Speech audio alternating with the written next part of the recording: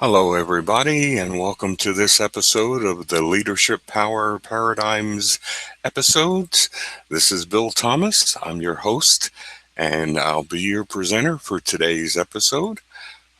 We're just going to wait a few more seconds before we begin our broadcast. And as I get things set up here, um, we'll be ready to go in just a quick, skinny second. So, why don't we do that? Hello and welcome to this episode of Leadership Power Paradigms.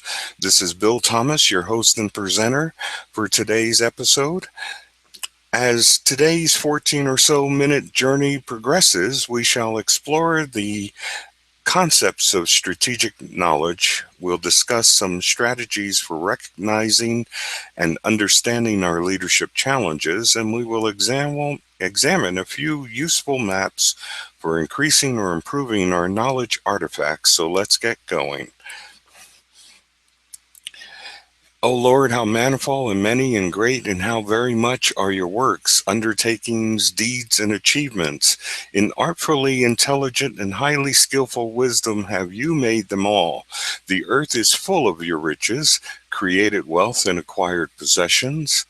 As every believer has received the gift, even so minister, serve, and supply the same one to another as good stewards, Christians who use God's gifts for the good of the brethren and others, of the manifold grace, the aggregate of the extremely diverse and various sorts of powers, gifts, and benefits of God.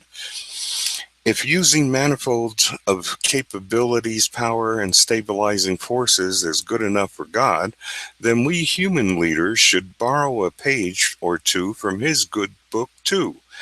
In the coming slides, we'll dig a little deeper into the manifold traits, ideals, and advantages of wealth-producing knowledge. As Dr. Weinberger says, we need to compare what it means to know something as opposed to understanding it. In terms of mental concepts, it means that I don't see how my knowledge connects.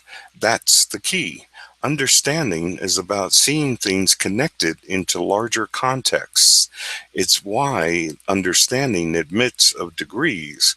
We can understand a little or understand a lot about something. Whereas knowledge is generally binary, you know or you don't know. Knowing without understanding is useless. Understanding is the goal of knowing. Understanding enhances knowledge because understanding equals knowledge plus connection. David Weinberger explains that reading is a negotiation. However, there are times when we feel we have to win an argument with a writer. At that point, we stop reading sympathetically. Where once we tried to get pieces and words to fit together, now we look for the bad joinings and weaker supports. We tap against the sentences, hoping to hear a hollow sound behind them, or perhaps even to feel them give in to the pressure of our critical review. This unsympathetic reading teaches us less, for it merely confirms our current beliefs. We have too strong a motive for misunderstanding what the person meant, too often leading us to the least convincing interpretation of what an author has said. This also happens in our conversations with others. It makes clear how social reading is. Reading is never simple fact gathering. It's a negotiation in which we try out meanings to see which ones suit us best. Done right, reading is a sympathetic negotiation in which we believe the author will change our world and our way of moving through it. In a word, we must eagerly look for reliable ways of acquiring new possessions of wealth-producing knowledge. Conversing, discussing, and reading done wrong without sympathy not only teaches us less than it can leave us worse off than before by confirming that we have nothing to learn from other people. Without sympathy, there is no understanding, and nothing worth understanding. As Nobel Prize economist George Akerlof describes in his prize winning paper, those who withhold or block out information during their interactions will enjoy a far less quality of knowledge and understanding than those who transmit and open themselves to fully receive new information. Only those people who faithfully obey Akerlof's law of transactional quality in their conversations, discussions, and reading will discover those golden nuggets of wealth producing ideas, strategic ideals, new interpretations, or game changing instructions.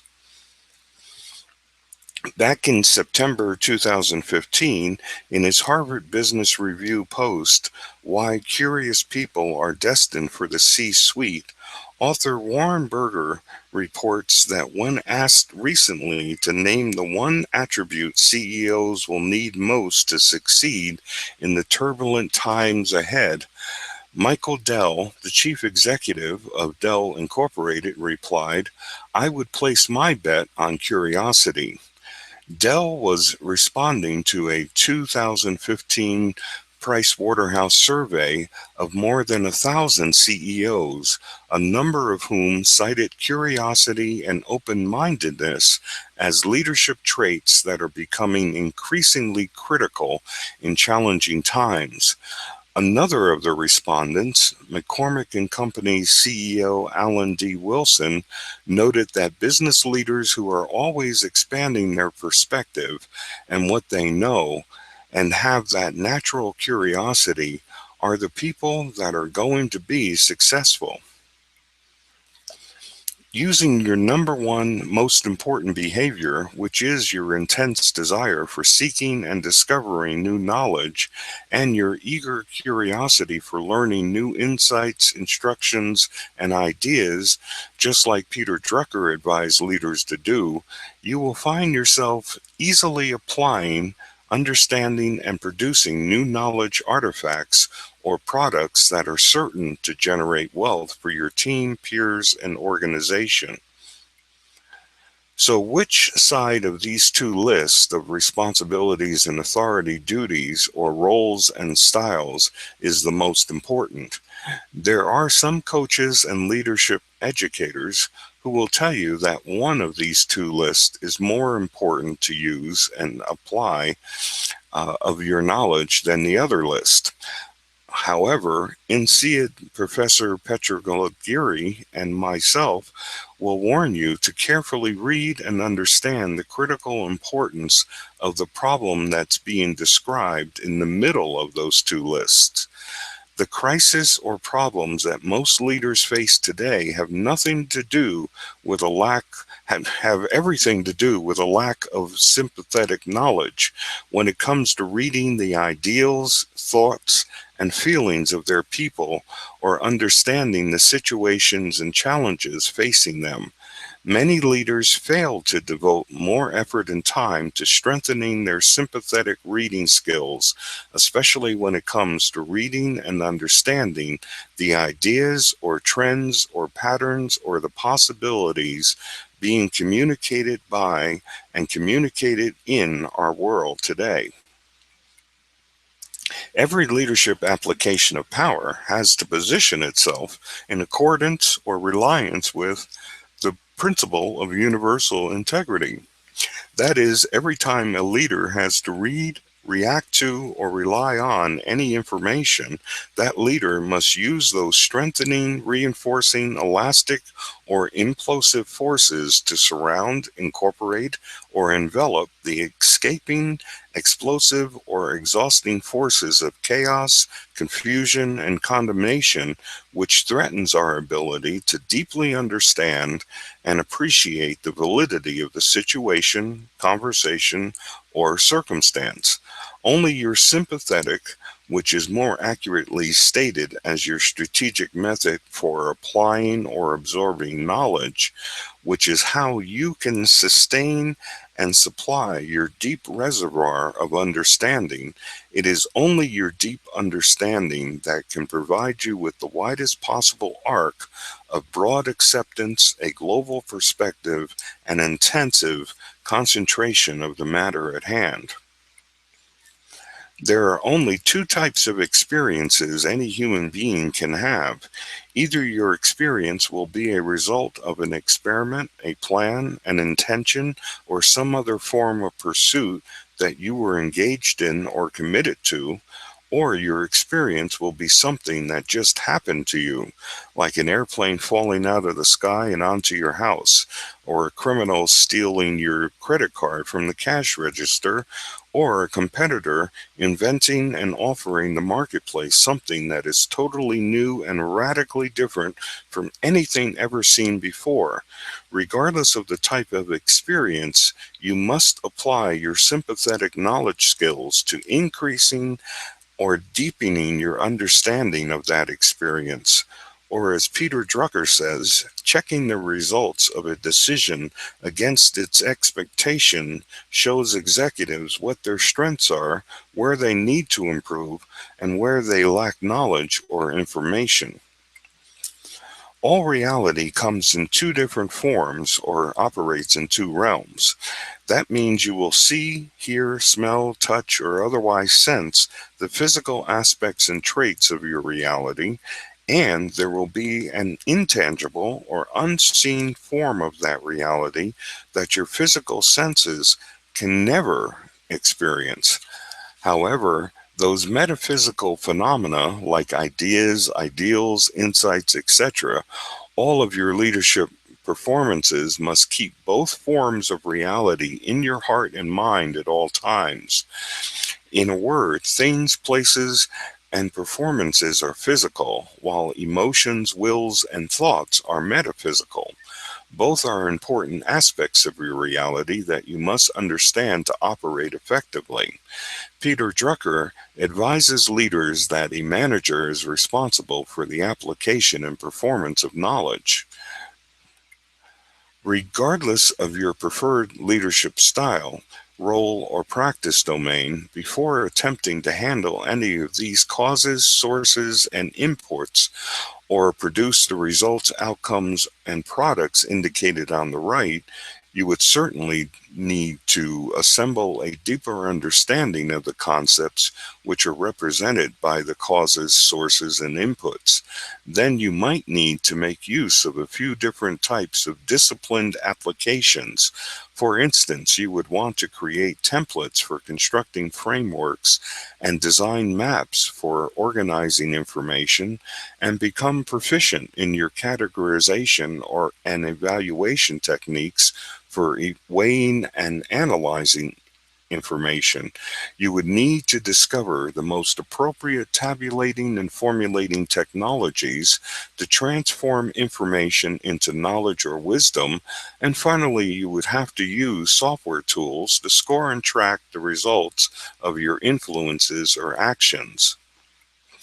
Self improvement entrepreneur Earl Nightingale tells us that success is the progressive realization of a worthy goal or ideal, while Albert Pike suggests the most dependable way to achieve success is to remember that philosophy is a kind of journey, ever learning yet never arriving at the ideal perfection of truth. As Peter Drucker said, knowledge has to be improved, challenged, and increased constantly, or it vanishes. And we now accept the fact that learning is a lifelong process of keeping abreast of change, and the most pressing task is to teach people how to learn. This is a strategy map for leaders and professionals who wish to energize their journey towards achieving their self directed learning goals or objectives. I hope you saw how and what effective leaders search for, find, and apply deep pockets of the world's knowledge, especially when they wish to increase or improve their understanding of their situations, people, challenges, and opportunities. Perhaps you can now begin to see the usefulness of following Akerlof's law of transactional quality and applying Bucky Fuller's principle of universal integrity in all your leadership endeavors. More importantly, you should appreciate the compelling reasons for sympathetic reading, or what I call the continuous absorption and application of strategic knowledge in each and every one of your conversational, visualization, and imagination based activities. Because at the end of the day, the deeper your understanding, the greater the wealth producing potential of your investigations, insights, and instructions. This ends today's lesson. You're looking at the agenda that shows you what you will learn, practice, and master in my legendary leadership power tutorials and coaching monthly performance improvement support program. And in addition to those 9 critically important subject areas, you'll also participate in our powerfully helpful group coaching sessions every month. Our group coaching sessions are 75 to 90 minutes each, plus you will also have another 60 minutes of private, confidential, one-on-one coaching and tutoring follow-up meetings with me each and every month. That's when you and I get to share notes, diagrams, ideas, strategies, exercises, case studies, and I also help you to resolve any challenges that you might be encountering, so that I become sort of your personal advisor as well, as a coach. And I will mail you DVDs and CDs, and I'll email you ways to access the hundreds of useful ebooks, papers, reports, articles, lessons, and video and audio tutorials in our exclusive members only area. And you'll have free access to my 60-minute webinars and online classes each and every month. In so many ways, this program is a custom tailored solution for your specific needs and goals. It's a multimedia blended learning program that is actually a better value than paying for a university level PhD in leadership and practical management, and you'll pay less than a tenth for the experience as well, which is always a nice thing. I want to encourage you to click on the Enroll and Get Started Now button that you see on the right hand side of your screen. That will open up a new web tab for you, so you won't lose this. You'll still be able to hear me and see what's going on your screen, and then you can look at that new tab a little bit later and read more and learn more about this program. Or you can just open up a new tab and type in www.1-im.com/LPP legends rather. You see that on the bottom of the slide there. And as you're looking through that and opening up your new browser window, I'm going to also send you the 2 bonus gifts that I have for everybody attending our webinar today. And those 2 bonus gifts are firstly, the infographic. It's a 1-page PDF document. It's entitled 5 Leadership Uplifter Tasks, and it is an infographic, so I strongly encourage you to download it and print it out and put it on your desk so that you can refer to it as you go through your leadership duties and responsibilities each and every day. I think you'll find that you'll be performing one or more of those tasks in each of your actions, and you should be. So that's there to be your cheat sheet or your guide or whatever you want to call it. And the second bonus gift is our Words with Wisdom paper, and that is a 8-page paper that discusses many of the ideas, strategies, principles that we covered both in this episode of Leadership Power Paradigms as well as in previous episodes. So, and I think and that's also a PDF document. Both of them are PDF documents, so they're easily read on any type of computing device, and you can of course print that out too, since it's only 8 pages if you wish. And for those of you who are watching this episode on the replay recording, on the right-hand side of your screen, you'll see a question area where you can type in your question or opinion concerning anything to do with leadership whatsoever. And when you click on the email button there, you will automatically send off your question or comment to me. I'll receive it on email. I'll also have your name and your email address so that I can reply back to you, because my system knows who you are, of course, since you had to use your name and your email address to register for this, either the recording or for the live session.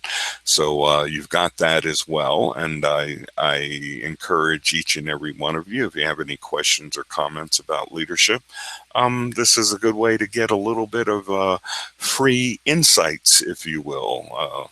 I love this subject. This is one of this is my favorite subject, to tell the truth. So please don't feel badly about sending me a question or comment.